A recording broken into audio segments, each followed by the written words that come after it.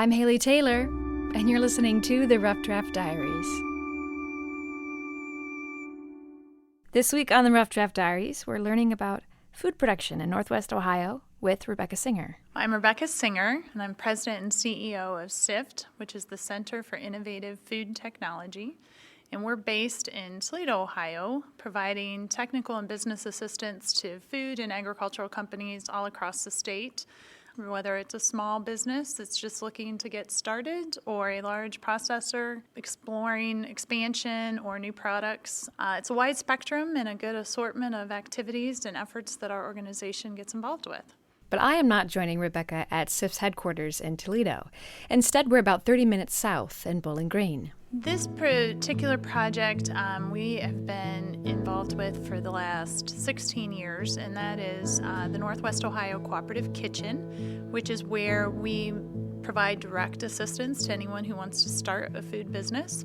So we provide them business and technical kind of insights, and then we have a venue where they can come and process by renting the space and utilize the equipment so that they're able to do that without buying those capital expenses directly. The building itself looks deceivingly small. It was originally used as a package facility for the Heinz Company.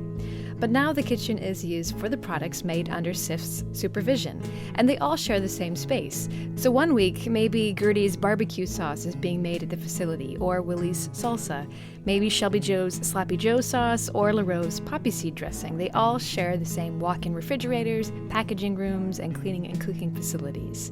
But before these products can be created at the cooperative kitchen, they go through a strict vetting process created by CIFT. Any individual that has a concept can come here, and we provide some direct consultation. Everyone feels as though they have this fantastic recipe and their friends and family absolutely love it, but there's a substantial difference between making it at home and bringing it to a commercial scale. So through our kind of direct interaction and guidelines, we can kind of help to identify those areas. And then they have specific things that they need to pull together, present a business plan that's necessary. If they have a label that's been approved by the Ohio Department of Agriculture and product and general liability insurance, they're ready to go. So they do not have to process here. This is just a venue in which it's a nice opportunity, and we do have over 40 businesses that are using the facility. We try to be as comprehensive in giving those services and making people aware as possible, and ultimately, hopefully, having more really unique signature items out into the marketplace. Some of these products are not created for individual commercial sale like a product in the grocery store. Some are made in bulk, and they're used in cafeterias in the school system or for restaurants, like the one that was being created while I visited the facility. There's a restaurant in the Toledo region, and we can accommodate those types of needs. A lot of people come here for the retail product and production, but it can be, we have other companies that are making products that go to schools, so they're packaging in bulk, and then that goes to the cafeterias, and then the restaurant component, which is a nice added piece to what the kitchen can do. On top of the cooking facilities at the cooperative kitchen, CIFT also offers farming opportunities. At the Bowling Green site, there are 2 greenhouses available on the 135-acre property. And this opportunity to let individuals grow their own ingredients was something that was particularly important to Rebecca, as she grew up and still is a farmer.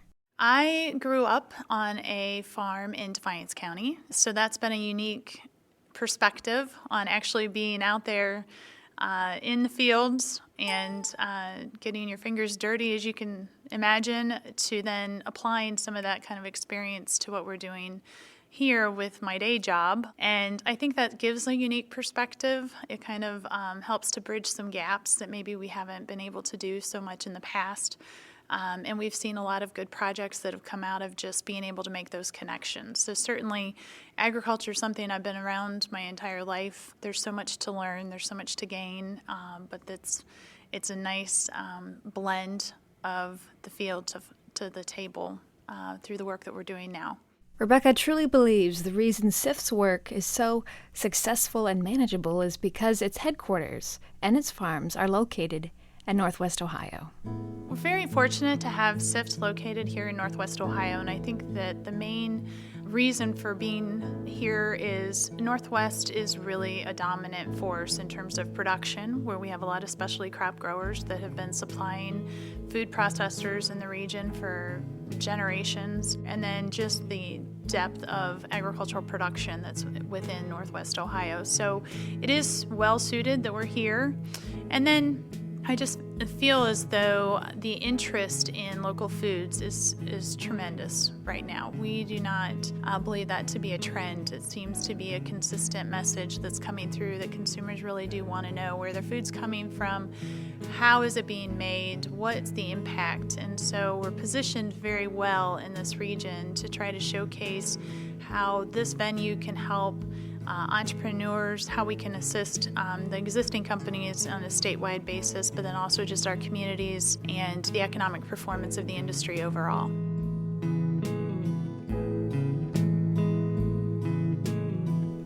I'm Haley Taylor, and thanks for listening to this episode of the Rough Draft Diaries. Rebecca's choices for the next episode of the Rough Draft Diaries include one who was an awesome story that you may be interested in that uses our services is Bittersweet Farms. Another one is La Rose. And then another one of our companies that has just been very, very involved with all of our programs and services and processes out here is the Mustard Man. So those are a few of them that came to mind that might be good additional stories. Make sure to tune in next time to find out who I pick on the Rough Draft Diaries.